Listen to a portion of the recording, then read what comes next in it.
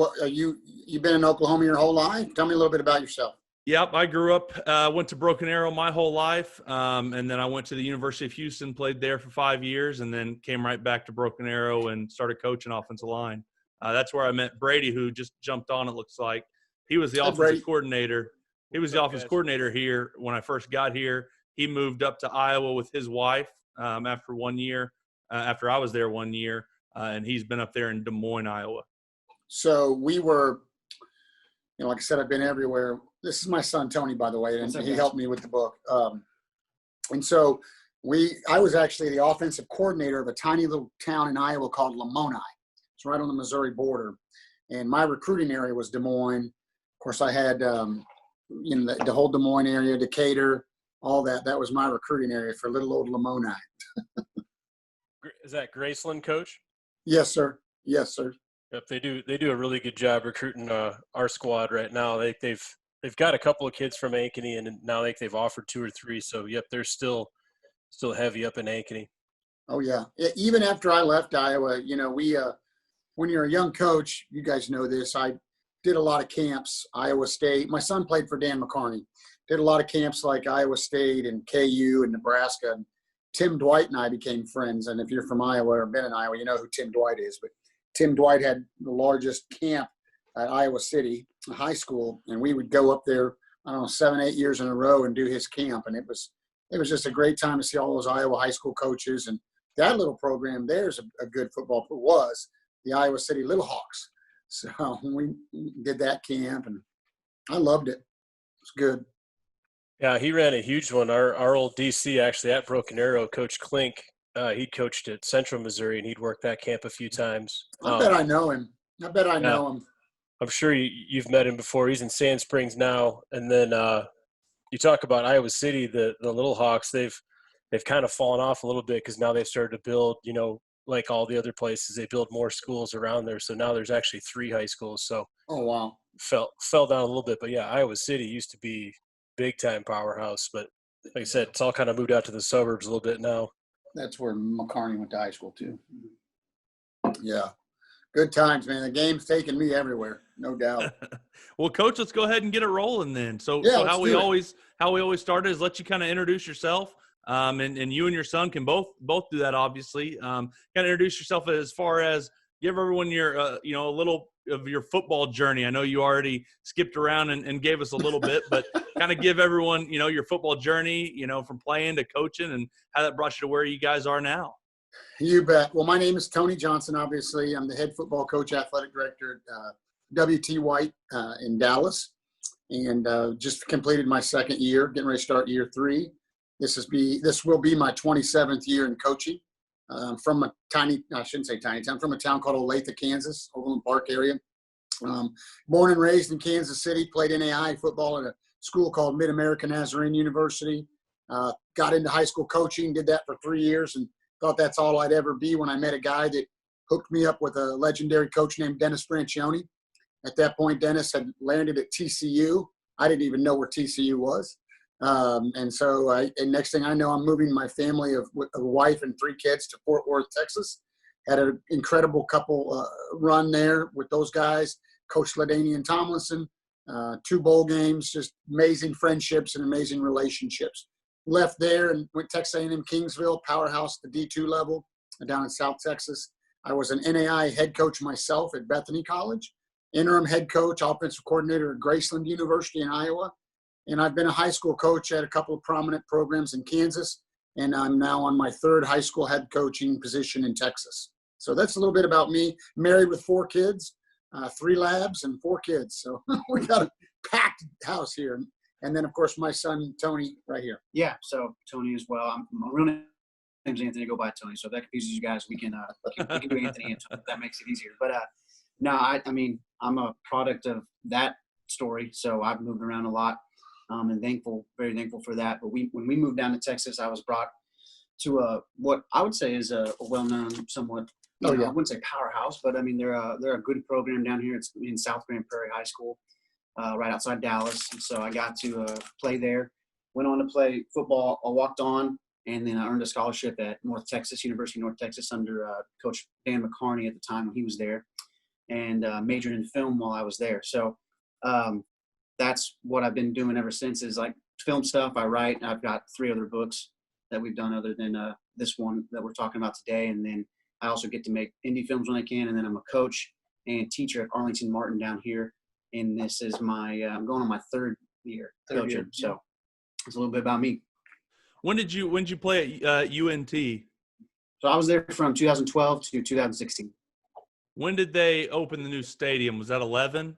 Yes. So I got okay. I got to be the first game at the UNT at their new stadium. I think Houston played at North Texas. Yeah. Yeah. So really nice stadium. Yes. Yeah. So, Roddy, I meant to ask you, because you were at Houston. Did you finish at Houston? Yes. Okay. So you're going to laugh when I tell you this. My high school the backup to me is Mikado Henson. Is it really? Yeah. Mikado. Do you know Mikado? Yeah. Mikado's been on the podcast. Mikado married me and my wife in Houston. I'll be done. Uh-huh. Mikado and I are obviously went to high school together, and he's a year younger than me. So when his freshman year, I think, or your redshirt freshman year, they went down to Houston, and I obviously traveled as much as I could. Was that your freshman year? Yeah. And I went with his brother, and we had a great time. We sat. You guys put the visitors. We were right up against the wall. Right up against the wall behind the North Texas bench, but it's the student section. And they were destroying these guys. And he had blonde highlight tips. And they were calling him Brendan Walsh and a few other derogatory names. I believe it. Halftime rolls around, and I see this guy. I hadn't talked to Mikado since 1994. And I look and I said, that looks like Mikado. And Mikado's an unusual name. So I just yelled it out. I go, Mikado!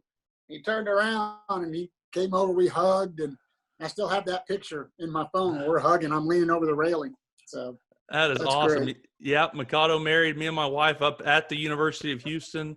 Him and his wife were, when you go through that 3-month period of learning how do you become married before they, want to marry you. And I forget what it's called. It's been so long now, but we did that with him and his wife. And he left to Texas A&M before I graduated, but me and Mikado were really tight at the University of Houston.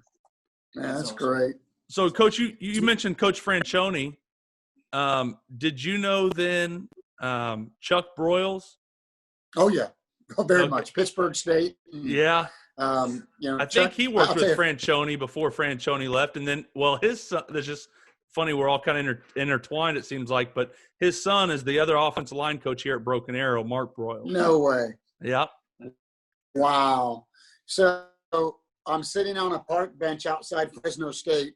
We just got beat by Trent Dilfer and the Fresno State Bulldogs, and I'm waiting to get on the bus, go to the airport, and then Kim Franchione sits next to me. Now, Dennis is a Kansan. Kim's a Kansan. So we had that natural bond. And I asked – we talked about a lot of things, and I asked her, I said, who are the 3 most important men that Dennis confides in? Because he's a very private guy. And she said, Rick Sinnecott, who you wouldn't know, but I coached Rick's son, and that's why I was there. And then he said, Jerry Kill, coach from, Jerry Gill. And then he said Chuck Broyles. Because those are the 3 guys he calls weekly. And what a great man he was. Yeah.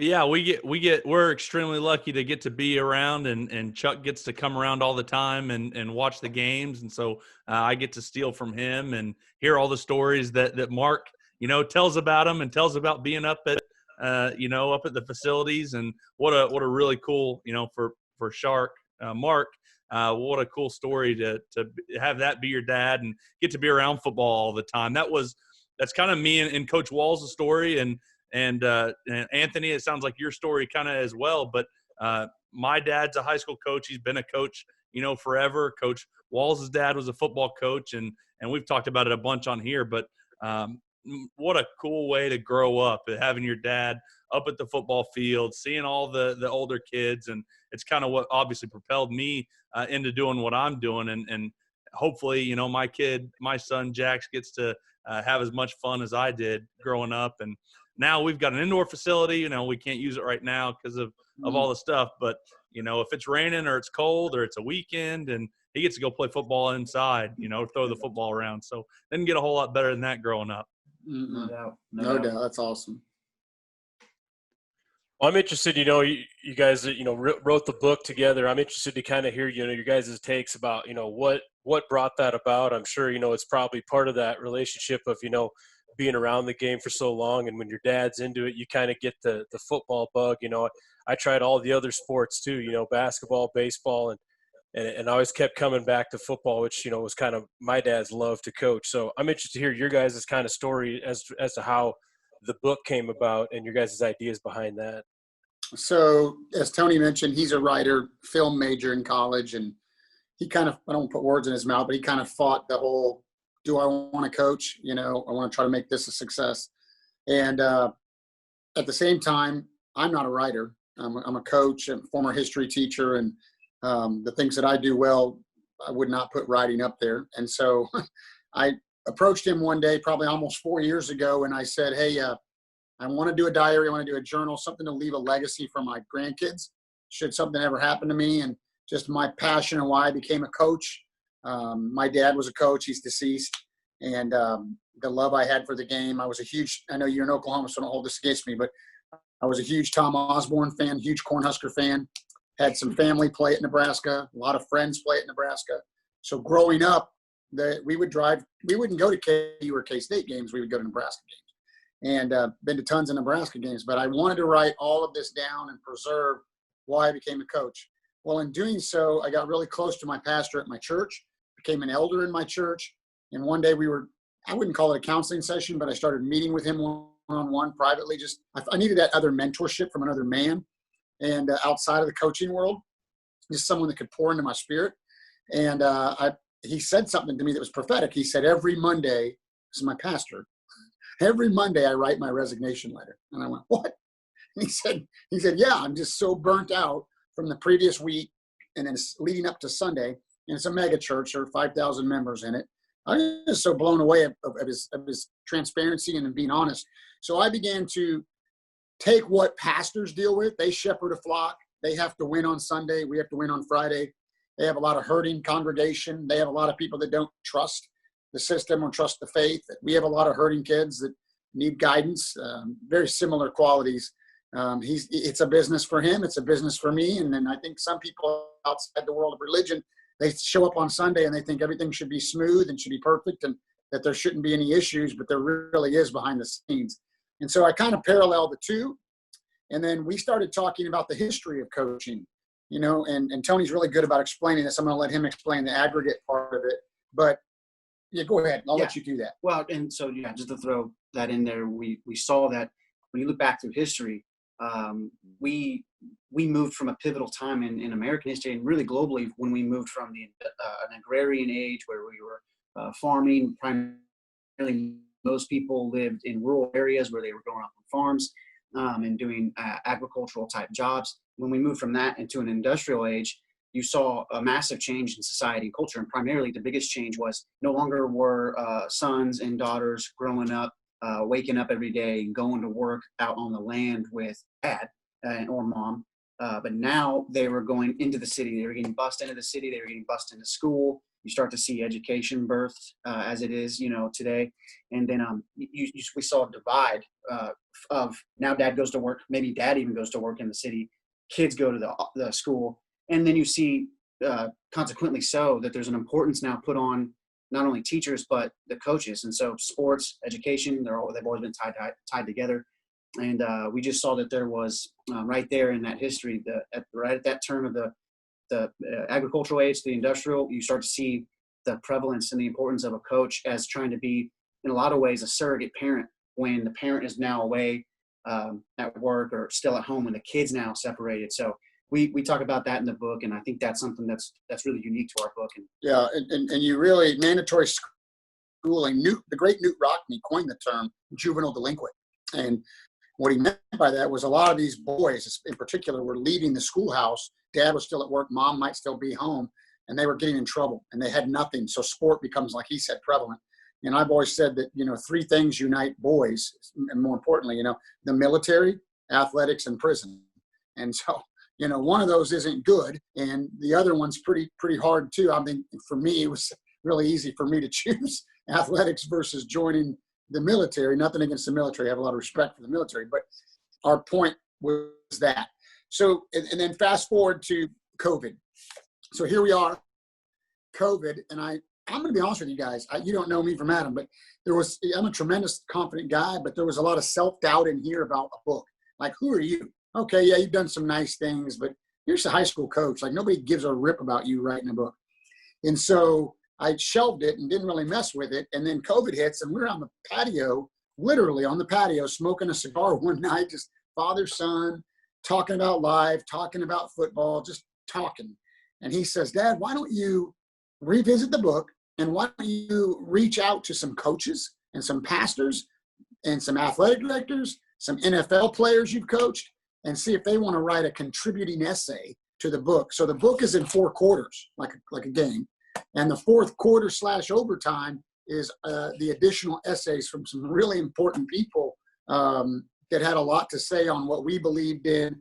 And so we added that at the end. So it's not just our voices, it's the voices of some other people that I think people like yourself and others will find unique. Love it, Coach. I think it sounds like a cool deal. I mean, and again, I think when you break it up into things like quarters and overtimes, it makes it a little bit more digestible.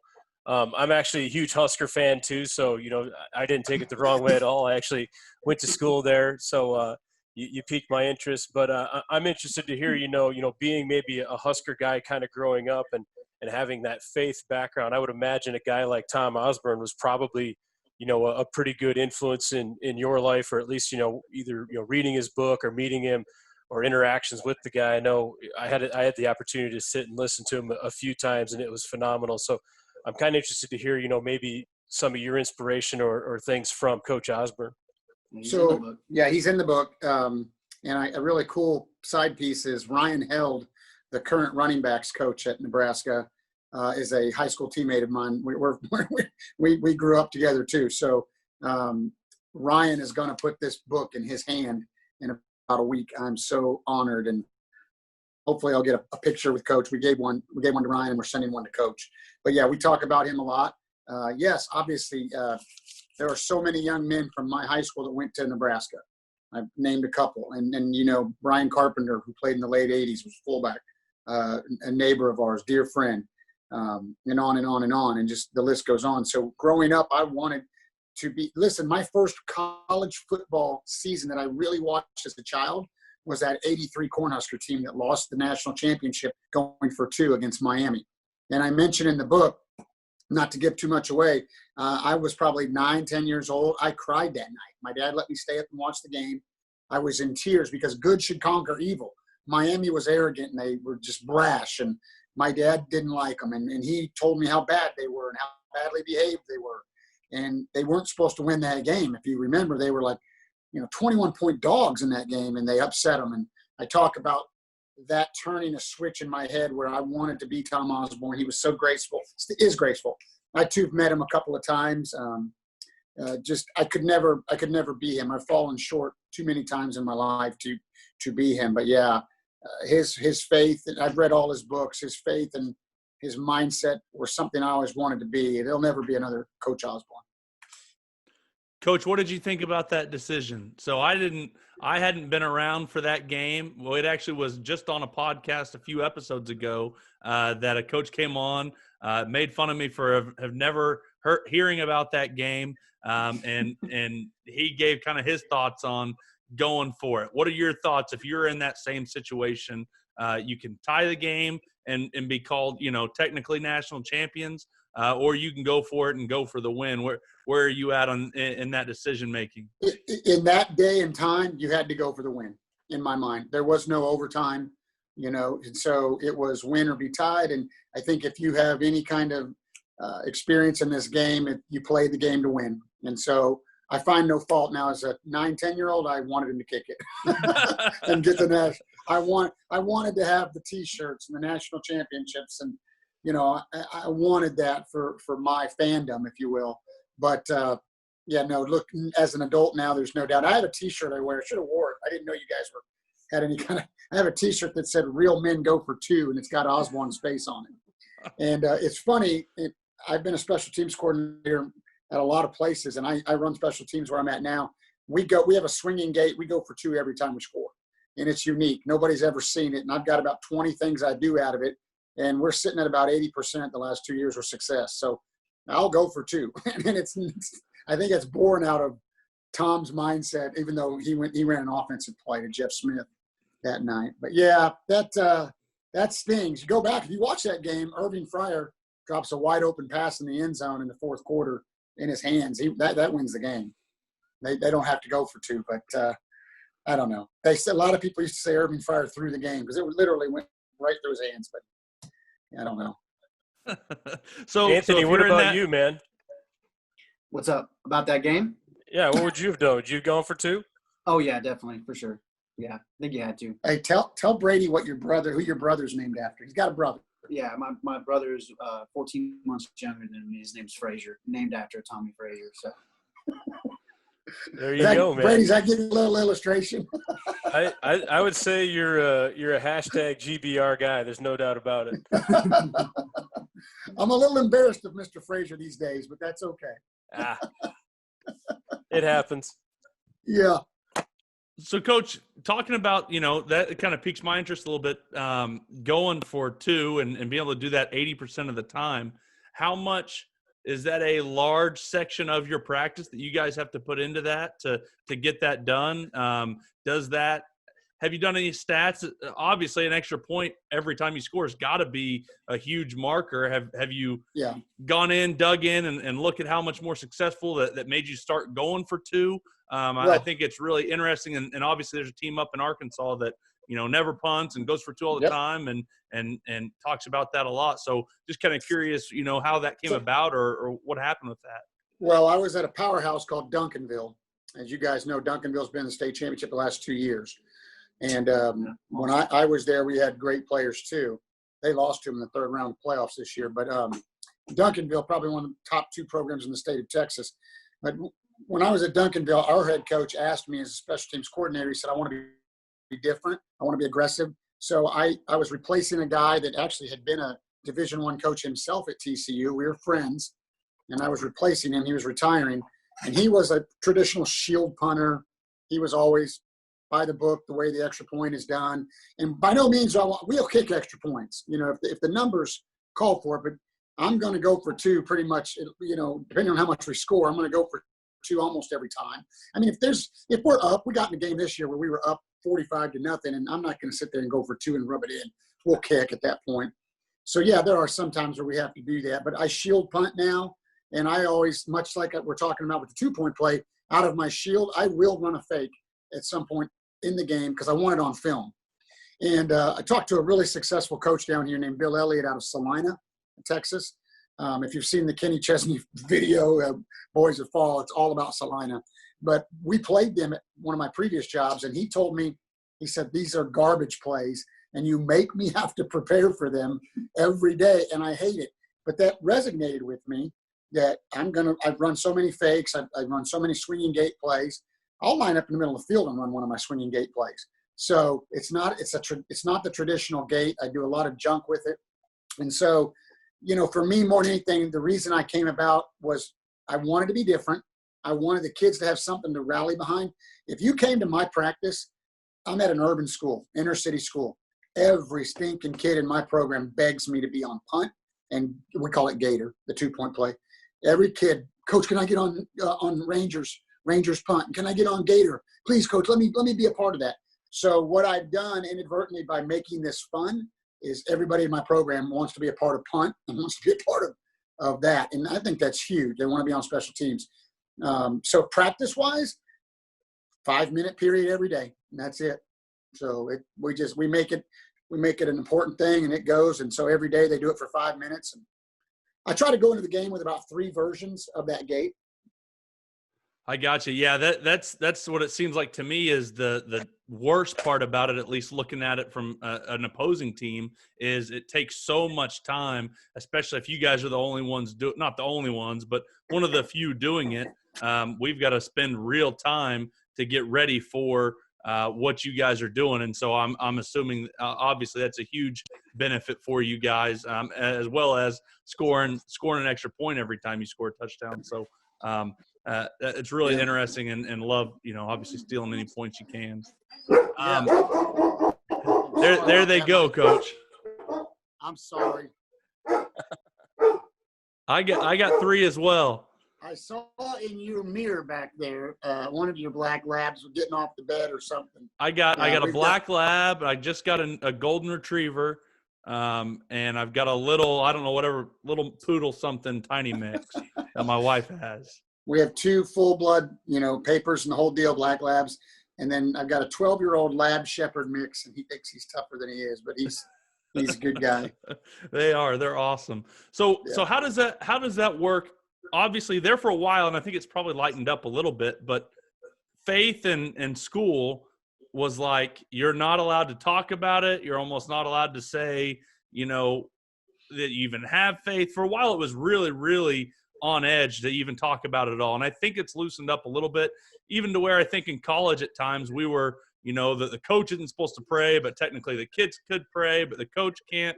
And Coach Sumlin and Coach Levine never really, they always led the prayer and was never an issue with that. But how did you, I don't want to say get around because that's not the right word. How do you go about that? How do you go about trying to lead in faith? Because I think that's the toughest thing, because you don't want to step on any toes. You don't want to do something that's going to get you fired from your job. But also, if you are a believer and you have faith, then you also think it's extremely important to help lead young men into that. That's a great question. And I think every place has to handle it differently. And I think every place I've worked handles it differently. Where I'm at now, I do a lot of times, we always bring it up at the end of practice, much like I'm sure you guys do. I always believe in praying out. And so what we'll do when we pray out is I usually do say that. I say, does anybody want to lead us in prayer? I've had coaches do it, players do it. If no one speaks up, I do it. And it's never a long, drawn-out thing. A few kids will ask me to pray for something, and we do it, and I haven't gotten in trouble. And maybe that's not a great answer for you, but I feel like in today's world, if I'm not real, if I'm not who I am, and I make a lot of mistakes, but see, I talk about that with our kids. If I slip up, I tell them I slipped up. I own it. I couldn't maybe have done that 15 years ago in my coaching career. I'm 47 now. So I own it, and that's a big part of who I am now. I'm going to own it. I'm going to coach them hard. They're disciplined. They understand that when I get on the grass, I'm after their, put your word in there. And so when we get out there, it's going to be an intense moment, and I have high expectations for the work ethic that needs to be taken care of out there. But when we're done, we pray it out. It's been weird. This 2 years that we've been at WT White, I've had more kids come into my office privately and emotionally break down, crying, family issues, just the history, whatever it might be that they're dealing with. And it's funny, I'll say, do you have a relationship with Jesus Christ? Do you have a relationship with God? And most of them don't. And so that's when I have an opportunity to say, hey, this is what I do when I feel like this. And so I'm able to relate that way. And I feel like that's my responsibility. There's just a way I think we're called to do that. We talk about that in the book. We bring it up a lot. We say, there was a book years ago. If you guys can find it, you should get your hands on it. It's called Not Everybody's or Make the Big Time Where You Are.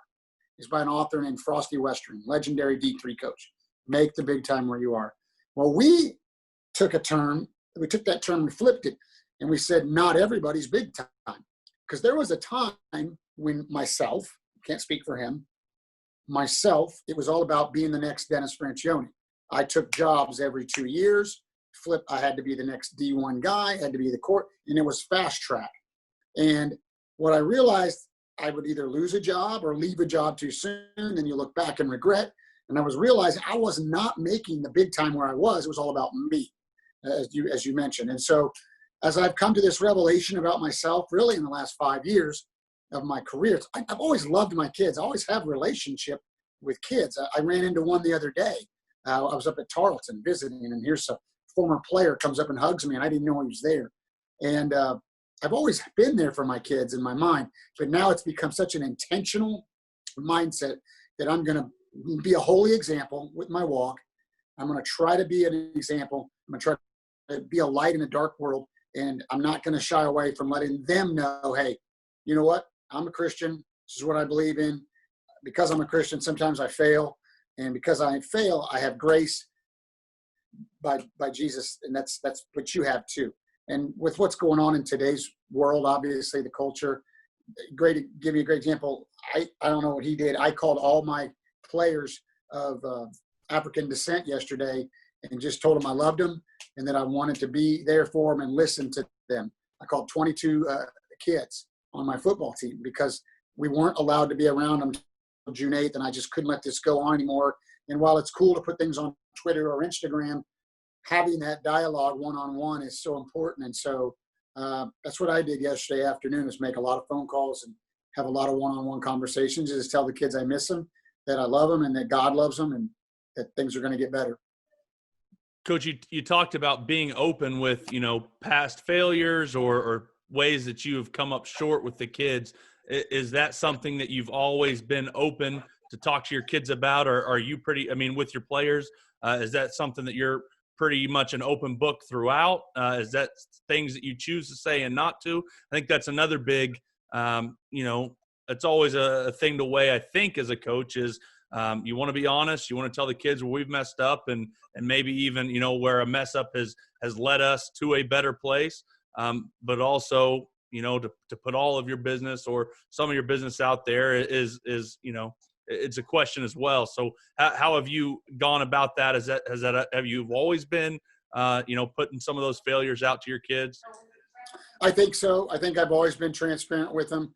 I think it's increased with age because I do feel the need to have that connectality with those guys, especially the current climate of kid that I'm coaching now. So absolutely. I think that being transparent, I'm a cooperative style coach, not a command style coach. I certainly have moments where you have to be a command style, but I have a leadership committee. I have a leadership group that meets with me every week. I listen to them. I implement their programs if they fit our philosophy, if they fit our culture. And so I really try to give them a lot of ownership. So yeah, I would answer that question.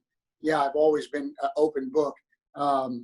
What I was getting at more than anything with my, when I was younger, I think there was a sense of, I tried to be someone I wasn't, I use Dennis, nothing against him. I love the man. I tried to be him. And I think he would tell you that old school, guys that are in their late 50s, 60s, like he played for McCarney. I know Tony Levine, you played for Tony. I've met Coach Sumlin, but I don't really know him. I know Tony a little bit better. Being a D1 guy, and he knows sometimes you get there and it's very hostile, and there's some colorful language that's used. And right. I really don't know that is always the heart of the coach that's saying that. I think that's a lot of pressure that's put on them to win, a lot of pressure that's put on them from maybe their head coach. And when I left TCU and places like A&M Kingsville, they were hostile environments, honestly. And there were times when I would get out of character and say things that later I would look at myself in the mirror and go, God, that's not you. That's not who you want to be.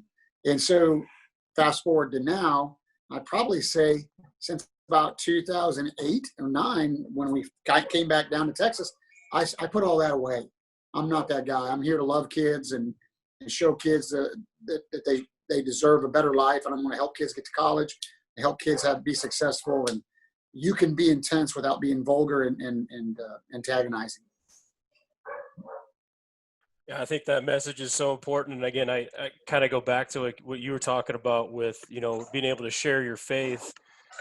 Again, we're not impressing it on anyone. We're not telling them what to do. We're just kind of telling your personal story, and I think, what better way to do that than to talk about, the mistakes we've made, but also to talk about here's kind of a great blueprint for you to live your life. Choose 2 or 3 of these things, and it should lead you on a pretty good path.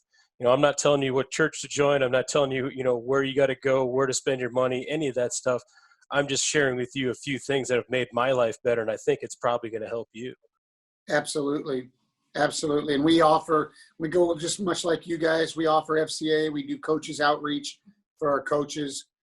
We do a coaches retreat, and we try to bring some spirituality in there. It goes everywhere. As I've gotten older, again, part of the reason I wrote this book was not only the legacy to leave behind for my kids, but I want to help coaches. I want to help coaches get off that, what we call the performance wheel in our book. I'll give you a great example, and you guys will, I think, will appreciate this. I'm on a Bible study with a bunch of coaches every Tuesday night. It's all in sports. I'm sure you've seen it on Twitter, and it's phenomenal. It's just been great.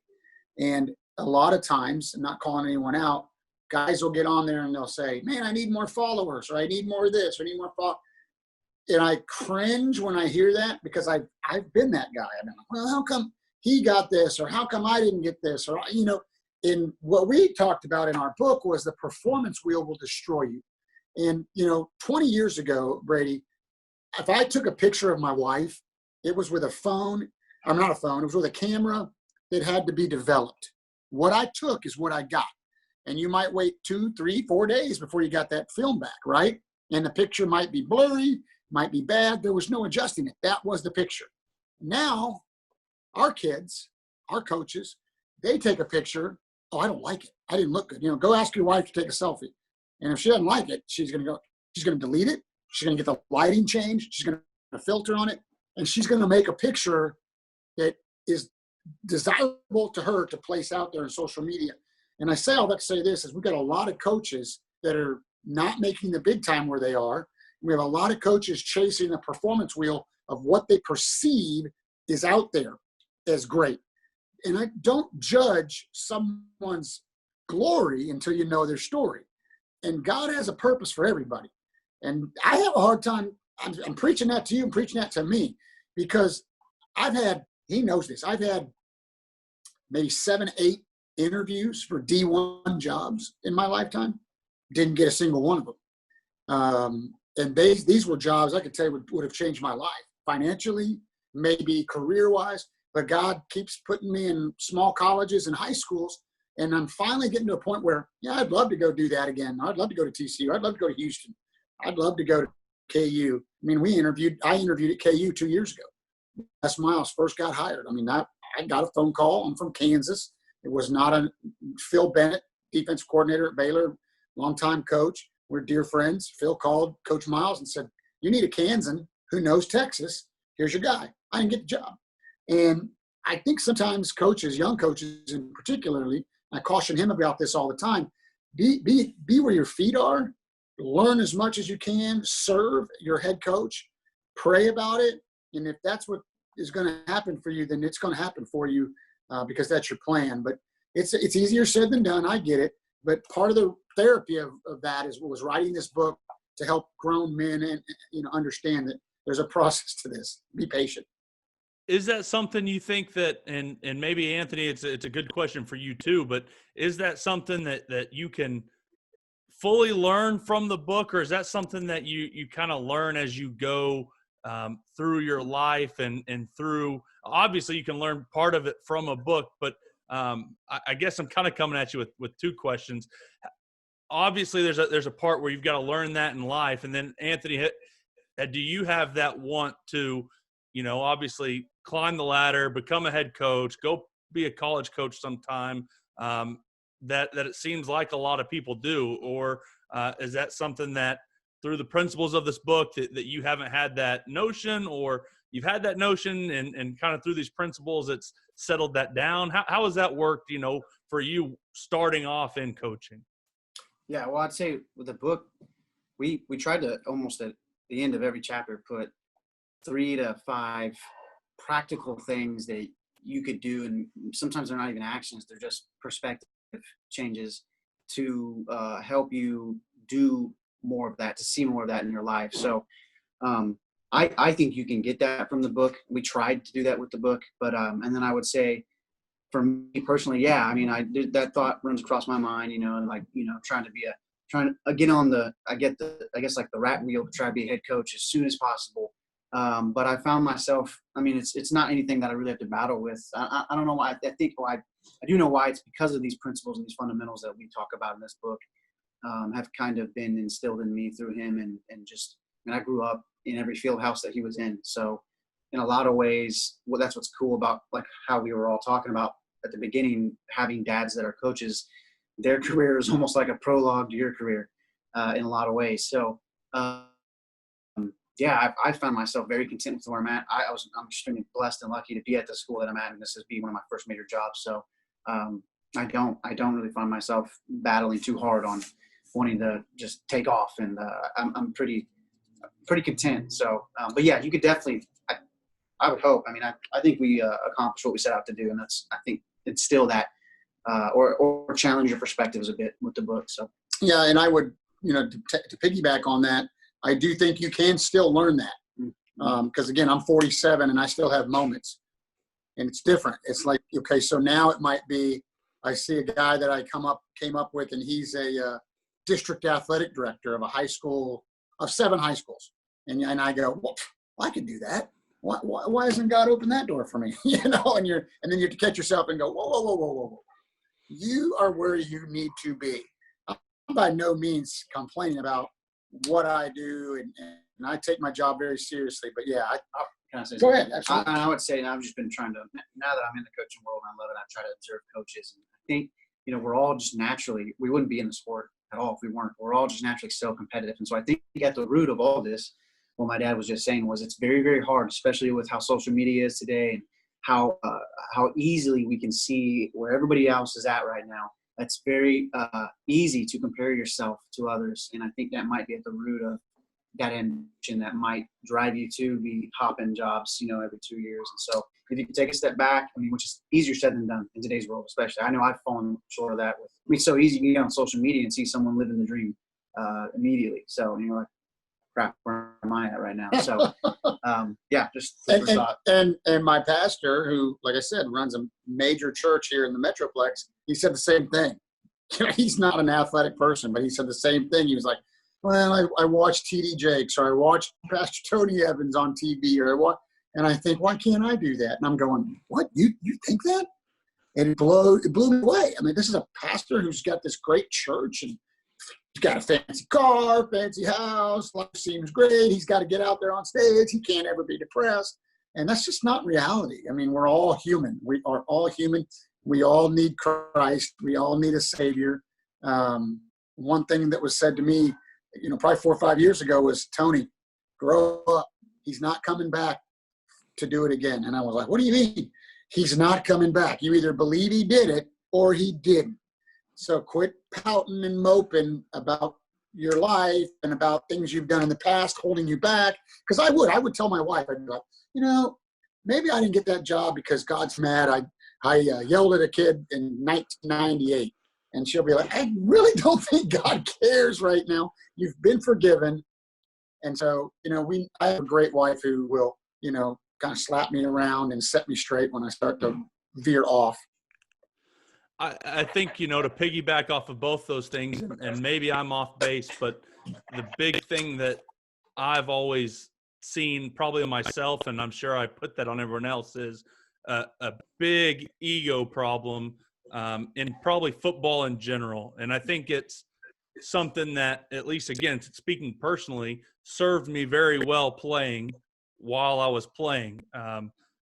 Not now, if I would have been knocked down a little bit, it probably would have been even better. But it seems to serve you very well as you're a football player. It's hard to break that, and it's something that we've talked about a lot. But especially ego was my biggest hurdle, and it seems as if you're either going to humble yourself or you'll be humbled. And I think that coaches, like you guys said, most of them are former football players. They're all very competitive. I think one of the biggest fights we have as football coaches is that ego, and is thinking that we can get it all. We can get it done.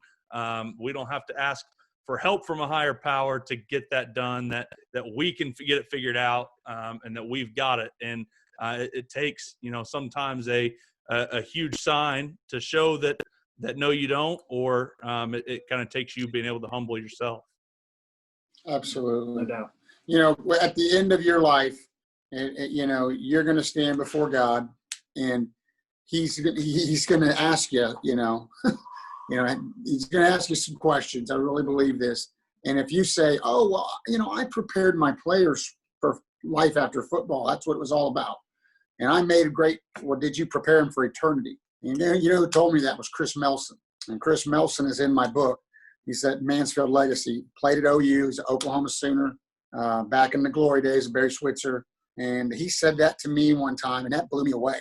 That's exactly why my mission now is, okay, I do want to prepare you for life after high school, but I also have a responsibility to prepare you for life after life, like eternity, making sure you get there.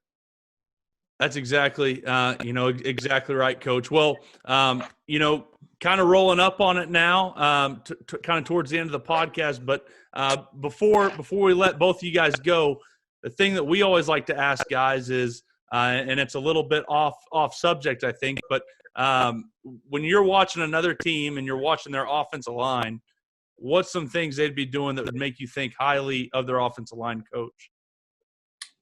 5 bricks, 1 wall. I'm a zone guy. Have been an inside, outside zone guy since I came up. Jim McNally, Juan Castillo, those are my guys.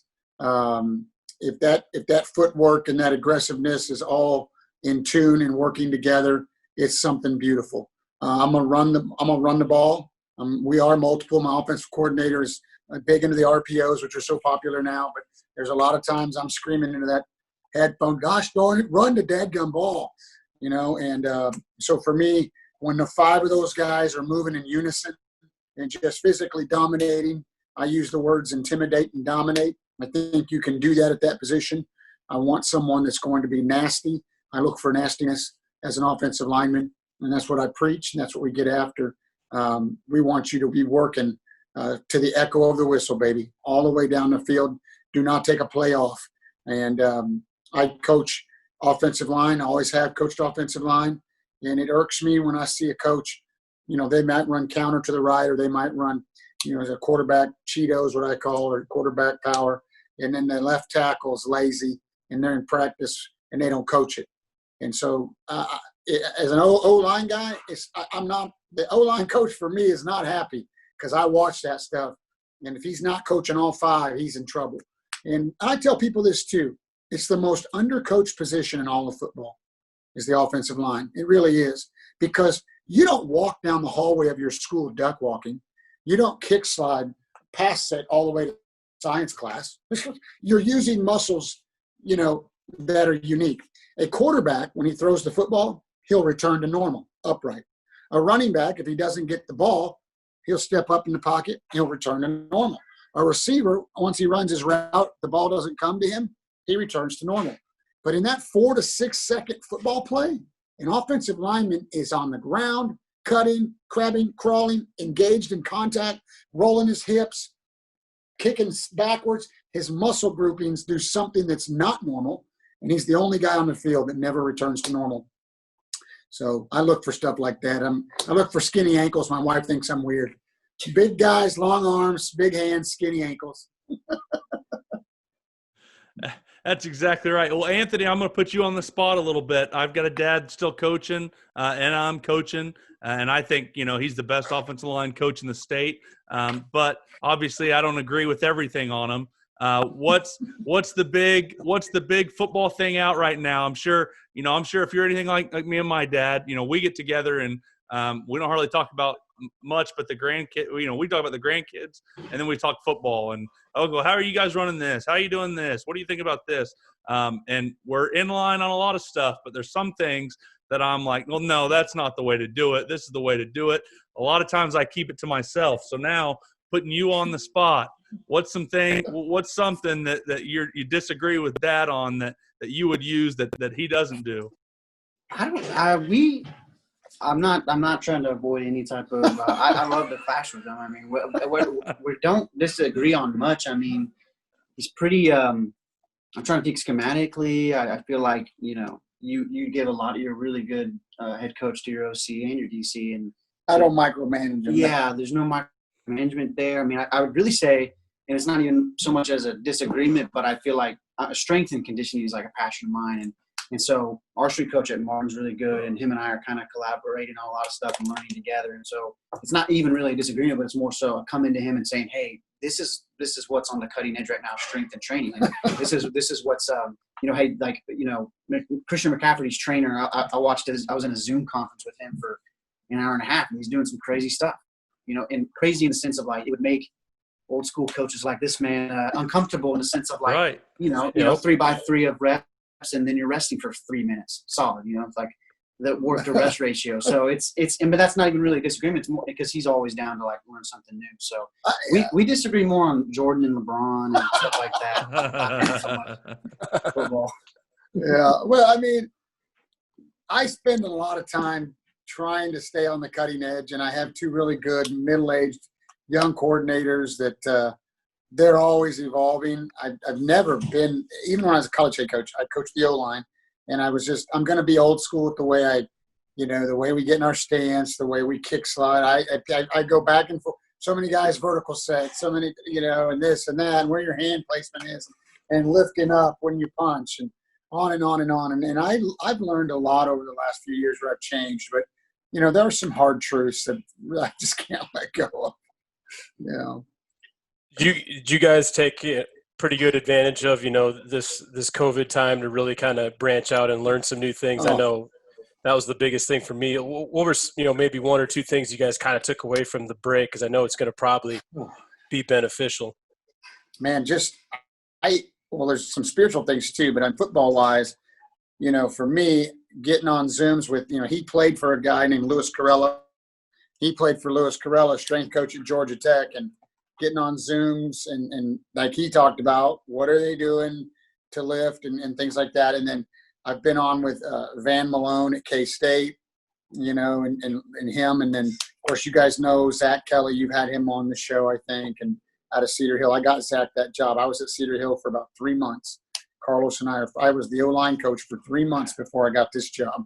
So I had every intention of helping Cedar Hill out. But, I talked to a lot of coaches just like this format right here and sharing ideas. I did we do one, I can't think of the podcast now, but it wasn't a podcast. It was a Zoom clinic. I did 2 of them on special teams. And then just listening to the other guys he brings on, that were offensive coordinators and defensive coordinators. So that kind of stuff's been great. I've been on 4 or 5 different Bible studies every week via Zoom. So filling my spiritual side. And then, of course, early on, we were meeting with our players constantly via Zoom and doing those things. So I would say COVID has hurt a lot of – you're going to come out of this thing with a lot of babies or a lot of divorces, being trapped in your home with your wife and your kids. I've chose to look at how can I get better and just as a human being and as a coach. Yeah, I would say from a football athletic standpoint, it's definitely been – I've learned a lot strength conditioning wise, just how to best – I'm trying to learn how to best get kids ready for Friday night. And, and there's a lot of science coming out that's catching up with how best to practice and how best to, train for high performance activity. And Tony Holler's a guy. It's called Feed the Cats. I don't know if you guys have heard of him, but that's some good stuff. And we're putting that as a fundamental implement into our school right now, and been telling you about that as well. And then yesterday, yesterday we drove to Charlton State, and Rod Cole, the strength coach there, was the strength coach at A&M and the strength coach for Bill Schneider for 20 plus years at K-State. And they were the first college back to start with their kids. So he had 60, 70 football players on the football field, and they're going 8 days with no weights, just an hour and a half of, they were 10 feet apart on the foot. It was awesome. 10 feet apart. They had strength coaches in a circle all the way around these 70 kids. And they were just doing, hip mobility, ankle mobility, side-by-side lunges, hopping lines, up and down jumping jacks, a lot of aerobic type stuff, but a lot of stretching. And afterwards we got to talk to him, and he said, TJ, this is what we're going to do. We're trying to win in August, not June. So it was awesome to see that and the procedures that they had. And I'm not so sure that, and I am sure we are as a staff going to do something very similar at our school. They do a lot of different stuff than we do. They have an indoor, they have a little more room than we do. That's funny. You mentioned Coach Haller. Me and Coach Walls are pretty close with Coach Haller on what he's been doing. We've been to his summits or whatever his in-person thing that he had, his last one in Missouri before they shut it down. Consortium, Harper. Consortium. That's awesome. Coach Walls is in it a little bit more than me, but I'm kind of curious, and I think he could probably talk about it for a while. But the big thing that has switched with me is the need of conditioning, I think, that I think I've always bought into as a lineman, because I was the big guy that worked really hard that he talks about and makes fun of, that wasn't the athlete. And so I always thought I had to work hard and be in shape and all that good stuff. But I'm really excited for this summer to see, if we always talk about you got to play football to be in football shape. Well, can we take some time to not have to run, over and backs or 100 yards, or could we cut all that out, work on sprinting, and then, when football practices get here, get in shape through practicing football. Now we've, saved our bodies, and we've gotten better probably in the weight room, at least the way I see it, which is maybe a little different than the way Coach Holler does. But now we've gotten bigger in the weight room, we've gotten faster, and now leave the conditioning up to getting in, hopefully in condition by the first game, but for sure by the second, third game. Way back in 98 and 99, Ben Pollard was our strength coach, still a dear friend. We didn't run after practice at TCU. That was odd to me, because Dennis always said, if you're practicing at a high speed and high rate, you don't need to condition at the end. And that's the thing I always took from Dennis, was his practice schedules were meticulous. They were organized. When that horn went, you were expected to sprint to the next station. There was no walking around. It was just such great organization. And I know you probably got some of the similar things where you were at, but we never ran. Honestly, I could never seen a kid after football practice run a gasser when I was at TCU. Never. Yeah, that's awesome. You guys are big with Tony Holler as well. And then I don't know how getting on his Twitter would probably be good, but another guy that you guys should check out is Frank Wintrick. He's a strength coach at UCLA. He was my strength coach at UNT for 2 years. I was lucky to have him, and then another great strength coach in Lewis Carroll, which is he's in the book. Yeah, Lewis in the book. Frank Wintrick, UCLA. He's on Twitter. Just another dude that's kind of doing that cutting edge, like work to rest ratio, and he's got heart monitors on every single kid during every single workout, and so they're specifically trained to their individual what am I trying to say, heartbeat, in the sense of like what's cardiovascular and what's not. And so and then same kind of fundamental principles with practice as well. Everything's so fast, it's so fast paced, and they don't even, something they do that Wintrick was able to convince them of was they're not going to there's not a lot of coaching done at practice. So they've actually cut practice time down. Reps are quick. If they make a mistake, they got it on film. They cut practice down, so the kids, instead of leaving and going to eat and then coming back with film, they immediately, right after the end of practice, go up and watch film, and then they correct there. They correct that night in the film room. So again, it's college, so it's kind of different, but same kind of mentality. So it's a good guy to check out too. I like it even from the aspect of, I get a lot of guys aren't conditioning, in practice. I'm even talking like in the summertime, we don't run our guys. Yeah. We've done that actually for the last 2 years now, me being a receiver coach, and our guys, either multiple sport guys. So they're playing basketball, they're playing baseball, then they're playing football. I don't need to gut them. It's all about high performance. And I'm, and to me, the whole gold standard of that's just become, our 10-yard fly and our top speed. If you raise the top end, when you get, quote, tired, I'm still going to be faster in the fourth quarter. So that's kind of been the whole mentality around it. And then not only that, the kids buy into it. I mean, it's like, chasing a 300-pound bench or chasing a 500-pound squat. Now it's like, I want to be a 23-mile-per-hour sprinter.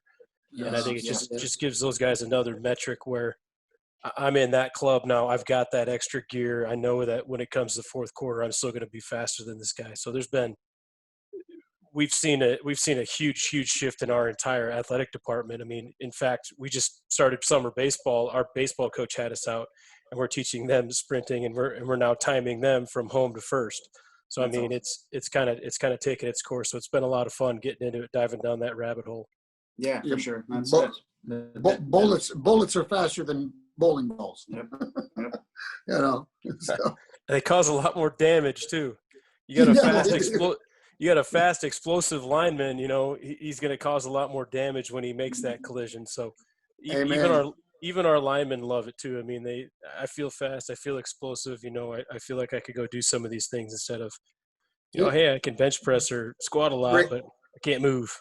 Brady, did you ever read The Assembly Line by Milt Tenniper and Dan Young? I did. Those two guys, I tell you what, I mean, the book was phenomenal, but it was awesome to finally, meet those guys when they both retired. So they're kind of away from the game. And you'd run into Milt Tenneper, like we'd be out shopping for furniture in Lincoln, because I was living in Lincoln with my buddy for a while. And, you'd run into Milt, you just sit there and talk for 2 hours, and his wife just be ragging on him, Milt, we got to go. Like, oh, these are some good boys. These are good old boys here. We got to talk to these guys, and then rip, reach, and overtake, man. Yeah. Rip, reach, and overtake in those combos. But he always, something, he did that I always thought was cool was they never ran a 40 at Nebraska. The offensive lineman never ran 40 yards for time. It was always 20.